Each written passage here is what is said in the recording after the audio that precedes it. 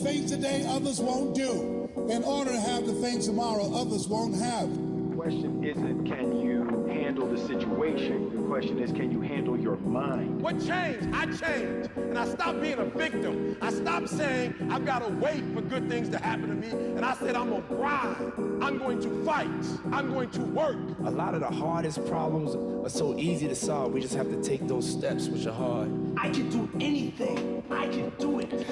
Welcome to On the Rise. I talk about personal development, small business, and I interview entrepreneurs on the rise. My name is Nelson Stryker, and I am your host. You can follow me on Twitter, also known as X, Facebook, and Instagram at Real Nelson Stryker.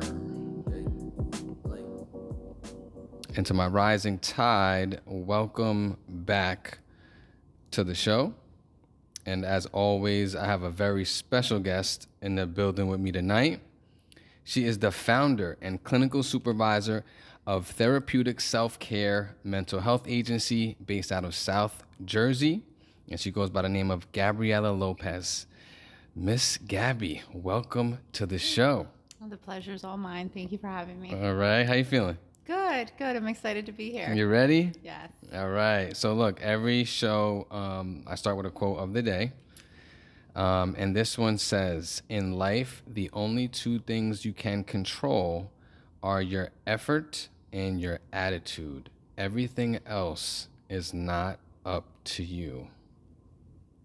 In life, the only two things you can control are your effort and your attitude. Everything else is not up to you. And that's from S. McNewt. What do you think? I think it's a very powerful quote.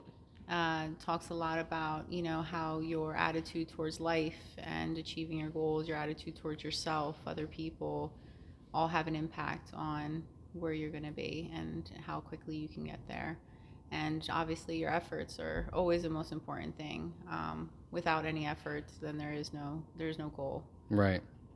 And, what's interesting about, in our line of work in mental health, a lot of the families we work with, we deal with a lot of attitude, right? Yeah.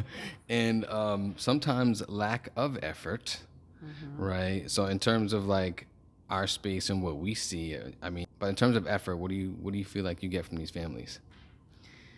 So in terms of effort, I do hear what you're saying as far as sometimes there's that pushback, right? I don't want to do this, the lack of motivation. I think sometimes, seeing that can help us better understand where they are. And if they are missing that, how can we help them find something to motivate them? And it could be something small. It doesn't necessarily have to be a huge goal. It could be just, helping someone else, right? And having that feeling of, wow, like I did this for someone else. That in itself can be motivating for change. So it's really just being very focused on that individual. What is that individual's needs and what motivates them? Because I feel like for all of us, it's very different. Right. And in our field, our job is to really hone in on what that individual needs and what does that look like for that person. Right. All right. So there's our quote of the day. So look, let's jump right into it. So for those folks who do not know you, who is Gabriela Lopez? Such a great question. Well, first off, I'm a human, right? Of course, I am a human being. You're not an AI robot, right? I am not. I am a human with feelings. I am an entrepreneur. I started my practice. We're going into our third year, so we're finishing up our second year. Congratulations. Now. Thank you. I am a mother of 3 children. My son is 13, my daughter is 8, and my baby is 5. So the hustle and bustle of being a mom is very real for me. There we go. I consider it my first and primary job is being a mom and taking care of myself. I'm also a fiance. I have a partner. Awesome. I'm also a clinical supervisor, so now I am leading the way for the new clinicians coming into this field and helping shape them so that they can be the best clinicians when they're ready to be as well. Excellent. So I know, the primary, being a mom and obviously it's a huge deal, huge mountain there, that's continuous, right? what motivated you to start the business? So a couple things. I'm going to take it back a little bit when I was in undergrad. Growing up, okay, let me take it a little bit further back. No, a little back, yeah. So when I was growing up, my mom was a single mom, with 3 children as well, and she worked at the casino. She worked there about 37 years doing housekeeping, right? And every day she would come home and she would say, you know, go to school, right? Get your education, right? Don't do what I'm doing. She would, you know, talk about how much she hated her job, how unfair certain supervisors were. And that was really the theme for most of my life growing up was I hate my job. This is just what I have to do to survive. Right. So when I went to school and I started my undergraduate degree at Rowan, I met a teacher, and shout out to her. Her name is Dr. Janet Cahill. She's a psychologist that used to teach at Rowan. I believe she's in Arizona now, but I had a class with her, and the passion that she presented to us of how much she loved her practice, how much she loved what she did, how much she really helped people. That passion was just something I've never experienced before. I grew up with this idea of like, hey, everybody hates their job, everybody hates what they do, right? And it's miserable all the time. But this professor, when she spoke about her practice, when she spoke about her clients and her cases, it really just motivated me and inspired me. Like, wow, I want to love my job just as much as she does. She made an impact, yeah. Yeah, she made a huge impact on my life, and I'm sure she doesn't know of it, but she did. And then, you know, fast forward in time, you know, I graduated. I decided to pursue my master's in counseling, and it wasn't probably until, you know, years into it, right, actually providing therapy, where I was like, all right, I'm working 2 jobs right now. Yes, I'm making pretty good money, but I'm burning out, right? Yeah. Like, I don't have time for my kids. I'm going from one session to another. I'm doing outpatient here. I'm doing this here. I'm doing treatment plan and paperwork all the time. So even the times that I was home, I had to be on the computer, right? I had to type up paperwork and treatment plans, and so I wasn't really able to be a mom. And that was, you know, always that big fear is like, okay, I spent all this time in school and all these years studying and now internships and this and that. When do I get a chance to just be a mom? Right. You know, and enjoy that process. And enjoy that, because it goes by so quickly. Right. And obviously, you know, it was for a purpose, right? I knew I was doing all these things, you know, to eventually have a better life for them. But it does still hit you pretty hard. You know, you have to run here and you have to run there and you have to drop them off. And so it really didn't hit me until I was actually in the field working, where I was like, okay, I'm working 2 jobs. I can't do this forever. Exactly, right. Something's going to give, and I didn't want it to be myself, and I didn't want it to be, you know, my kids and everything I've worked so hard for at that point. Exactly, right. So I decided, you know, I did my homework the next few years. I was looking up tax videos, business entity videos. I mean, any video that had to do with starting and growing a private practice or starting and growing a business in general, I was watching. Wow. You know, and I was studying and doing my homework. And when the time and the opportunity came, you know, is when we You're took ready it. to take that, yeah.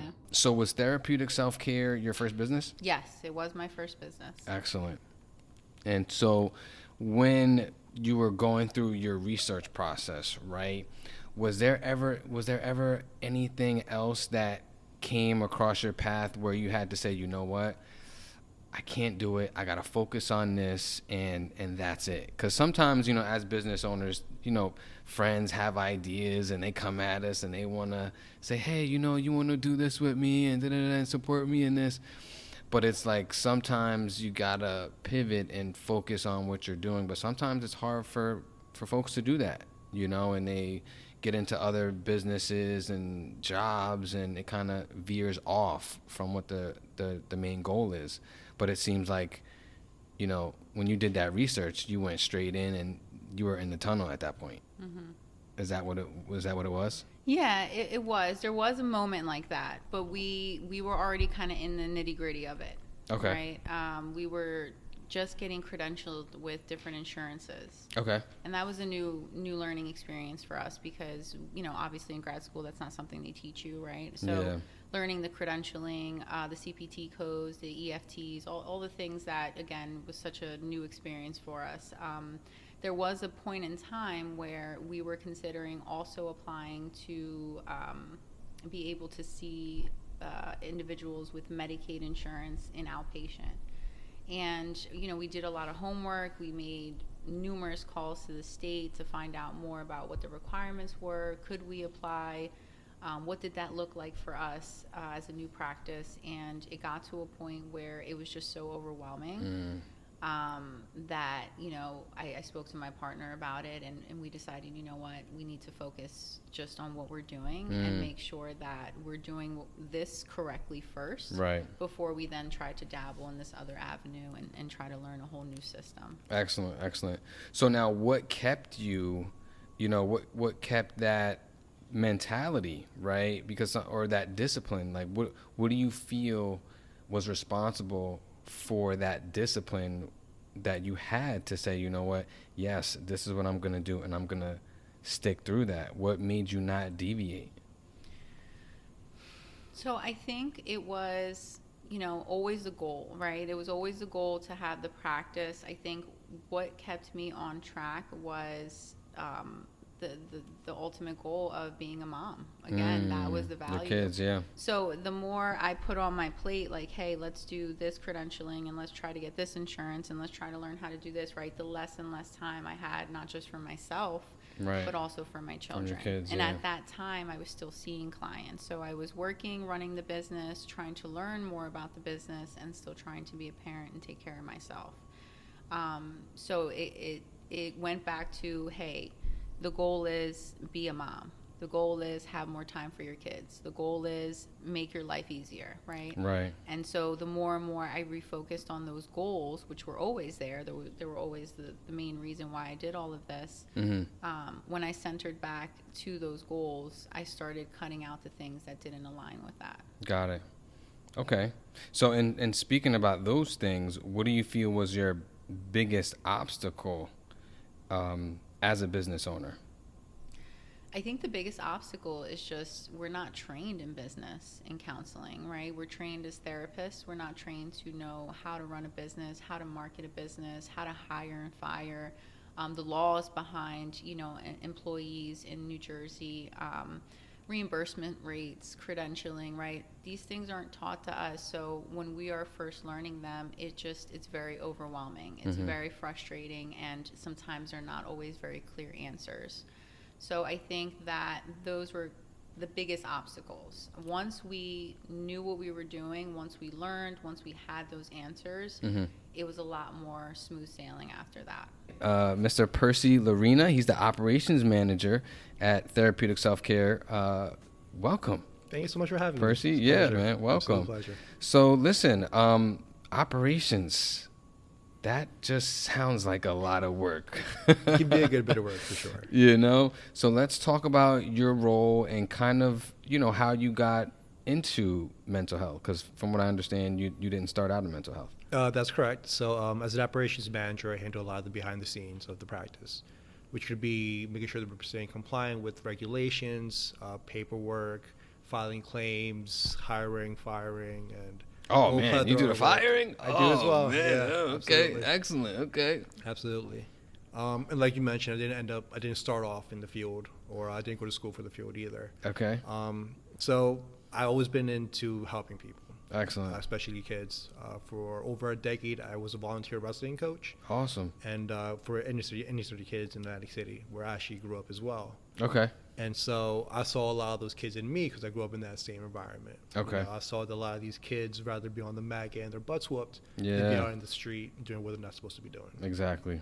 And like Gabriela mentioned, we met doing MMA, and she brought me pretty much on board. That's cool. With her vision. Okay. And I was sold 100% the moment she told me. Wow. I saw somebody who wanted to help people, and I admired that deeply. That's awesome. And we connected right there, and she brought me in, and it's been great since. Wow. So okay, so let's talk about that a little bit, because when business owners have partners, or they come to me and they say, yeah, I got a partner, there's always something magical about the partnership that makes it work. What do you guys feel was that magical piece that you guys were just able to say, hey, look, there's this vision here. I think we can do this together? What was that thing that kept you guys working at this business together? If you could say, or if we can think, like, what was that one thing? So I don't know if it's always just one thing. I think it's just, to me, when I was sold, right, because there was some hesitation at the beginning with Percy, just because, again, he's new to this field. You know, we don't know, right? So Exactly, new. right. But I think the moment I was sold is when I really started seeing how much effort he was putting into this position and how much he cared about this business. So as a business owner, my business is my baby. If I had a fourth child, it would be Therapeutic Self Care, right? Business, yeah. So when I saw that he was as driven, as motivated, up late with me, you know, crunching numbers with me, going there late with me, painting on the, like, he showed me that he wanted this as much as I did. Yeah, it's excellent. And I think that same love that he had for this and what we were doing, I saw as well. Yeah. And I think that's where I think, at least for me, that's where I felt like, okay, I'm sold. He's here to stay, and that's it, you know. So yeah.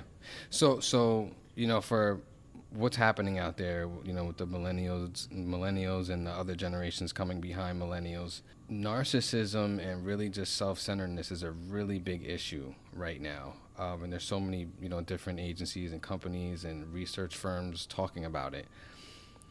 What advice would either one of you give to someone else who is dealing with a partner right now and they're a little bit hesitant about opening that door? Because obviously there's a lot of risks involved when you open that door, right? Like, for example, you know, Gabby, what would you say to a female out there who does have a business, who has a partner, who, you know, they just feel like, you know what, my business is my business. You know what I mean? I keep that separate, What do they look for in that partner to say, you know what, maybe I can open that door? You know, what kind of advice would you give another female in that position who doesn't really know if they should let their significant other touch their business? Yeah, it's a great question. I think the number one is trust. You know, you have to trust that individual. I think, you know, when it comes to Percy, I trust him. You know, there's a different level of trust there. So, you know, that's number one. And I think just being open with, you know, what is that goal? And are they good learners? I think that is really key because, like he said, he wasn't in this business before. It's easy for me with years of experience being in this field to be like, oh, yeah, I know this. I know that. This is good. This is not. But for someone who is so new to this field, his willingness to learn, his quickness in learning, his problem-solving skills, right?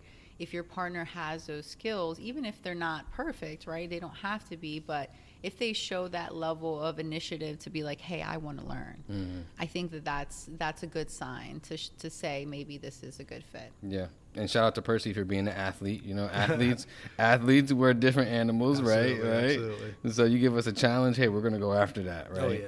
So Percy, what would you say to the fellas out there, you know, who are also in a situation like that? Right. Who were, you know, maybe, you know, the guy has the business and the guy is unsure, you know, about letting the female in the business, right?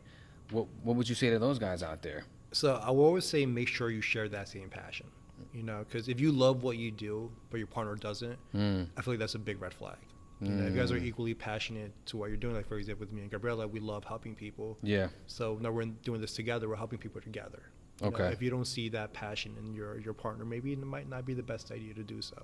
Maybe they have other things that they want to venture into. Right. And you can give them that support as well, but doesn't mean include them in your business or they include you in theirs. Right. Okay. Excellent. That's excellent advice, man. And so, one of the things we also like to talk about on the show is fear, right? Because there's a lot of fear that sometimes stops people from starting a business, right? Because, you know, there's a lot of things you have to consider, right? Yeah. And most people, you know, they go to work, they get a job, they don't make investments, right? They're too busy worried about that next check coming in, right? But when you're a business owner, hey, you got to make an investment, right? You got overhead. So what would you guys say to somebody out there who's in a position where they don't know if they can start a business, but they want to? This was a funny question. He actually asked me this on the way here. And I had such a great answer, and I'm trying my best to remember it. It'll come back. What I would say is don't listen to that voice in your head that tells you can't do it. That was a voice for me when I first started. I'm not good enough. Well, who do I think I am going and opening up a business? I don't know anything about business. I would encourage that person to not listen to that voice, to continue to believe in themselves and surround themselves with people that believe in them as well. Because I think we forget that when other people root for us, it makes us work a little bit harder too. Okay. And for you, Percy, I mean, I know coming into a business you didn't know, I knew you, obviously you had to learn quick. Right. Absolutely. You know what I mean? But at the same time, having that level of responsibility to step up to the plate, because if you drop the ball, you could have dropped her too, right? Absolutely. So it's just like, absolutely. So how do you take that? So in regards to, just helping with the business in general, again, just being like-minded and knowing what our goal is. Yeah. And not being afraid to work hard. Okay. One thing I always told myself when I first got into the workforce was I'm going to be the best at whatever I'm doing. There you go. And that's my mentality now. Still, while we're running the practices, I am going to be the best at what I'm doing. Awesome. And I feel like that really helped us progress and grow ultimately. Just being able to what? So you just say like believing in yourself, but saying, you know what, I'm going to be the best that I can. Yes, absolutely. Okay. Absolutely. So, you talked a little bit earlier about some of the obstacles you had, just in business, right? And growing your practice. So how about for the folks out there who have their license, right? And they're thinking about getting into private practice. What would you say to them? I would say to them to don't give up when you are in that learning curve. Okay. When we first started, part of that frustration initially was we didn't know much. So I think when people give up is in that process. They just feel overwhelmed. They don't know what's going on, how to do things. So I would advise that person going into private practice or into a group private practice to stay on board and to continue learning. And on the other side of that frustration, you will learn, you'll implement those systems, and you'll be able to progress and be successful. Right. Okay. So essentially just stay the course. Yes. Right? Kind of have tunnel vision like you did, Okay. Now, Percy, obviously in your position, with operations, because being able to delegate that, right? That was hard for you to do. So what would you say to somebody who is thinking like, all right, there's two people I'm listening to right now. They're running the business together. How am I going to do the job of two people? Right. So what advice would you give somebody who's, again, who's looking to start their own practice? So I would say it's definitely understanding that it's never the right time. It's never the right time to have a baby. It's never the right time to see a therapist. It's never the right time to get a new job. But sometimes you just got to take that leap and risk it, and that's how you ultimately learn, like, hey, I can do this. This is not going to stop me. I'm not afraid to take this risk anymore. I'm just going to go for it. And it's true. It's never the right time for anything. There's something I heard a long time ago. They say, take the jump off the bridge and grow your parachute on the way down. Yeah. Right? So kind of like that, right? Yeah, absolutely. So I think that's awesome. So, all right. So look, let's jump right into the goals, right? Within the next 6 to 12 months, what kind of goals you guys have for the business? And even for yourselves, if you want to put that out there. Sure. So definitely we want to hit the $1 million mark in revenue for our business. We are very close. Excellent. So we are definitely still on that goal. The other thing is just to continue expanding. We are currently located in South Jersey, so we're hoping to eventually open up a location in Central Jersey and North Jersey as well. Okay, hey, that's my neighborhood. Okay, that's right. And so we're hoping to expand a little bit and then just come up with better systems to help us continue to be compliant, continue to grow in the right direction. As you know, there's a lot of paperwork and documentation that goes with this position and this field. So we just want to make sure that we're growing the right way and at the right pace. Excellent. Oh, and personal goals. We would like to spend more time with our kids. Percy and I are getting back into our fitness lives that Excellent. we put on pause for a little bit for our business. Right. And just traveling a little bit, trying to catch up because it's been a lot of hard work. Yeah. A lot of sacrifices, right? Yes, for sure. What do you think, Percy? No, absolutely. And another thing as well is just a free education. We want to get on YouTube, TikTok, and all the social medias just to be able to provide those free educations to those who can't afford it. Right. And everybody can go to therapy because sometimes it does cost a lot of money. Of course. So if a parent ever feels stressed and they say, hey, let me just see if I can pop up a YouTube video of Gabby teaching breathing techniques or meditations, I feel like that's very important for the community. Excellent. Also, even for your workforce, is there something, right, that you guys eventually want to provide? How do you guys provide training right now to your workforce, or? So we currently do. We do have one coming up in December actually for HIPAA. A yearly HIPAA training that we do for our providers, and again, just to stay compliant with Medicaid regulations as well, and just to make sure that everybody's on the same page. Making sure that everybody's understanding what HIPAA is, what HIPAA means, why it's so important, and just making sure that again that we're staying compliant. Excellent. Yeah, we also do a couple workshops for our staff. We had a yoga instructor come in a couple months ago. Someone else came in to do kind of the benefits of using essential oils to help engage your senses and relax your body and ground yourself as a clinician, not just to teach our clients, but also for us to use as well when we're in session to keep us present and grounded with our clients. So we do provide those workshops throughout the years. We also do a goodie bag once a year for our staff. Oh, excellent. We get them some fun toys and different little tools that they use with their clients, so that seems to be very helpful for them. And we also have a donation coming up, right? Yeah, we do actually. So we are donating meals to the Covenant House in Atlantic City. Okay. For Thanksgiving. Thankfully, we've been able to reach out to some close friends of ours who are helping us out as well. Shout out to Queen Bean Bistro in Benton, New Jersey, and No Reservations in Galloway, who have been a big help, huge contributors, and it's been an absolute pleasure to just be able to give back to our community. Excellent. All right. And for those of you interested in self-care, therapeutic services, you can go to therapeuticselfcare.com. So let's thank our guests tonight, Miss Gabriela Lopez and Percy Llerena, for coming through. Thanks so much, guys. Thank you so much for having us. All right. And to my Level Up family, thank you for watching. And to those of you on the podcast, thanks for listening to On the Rise. Subscribe, leave us a rating or a review so you don't miss any level ups from the show. Take care, guys.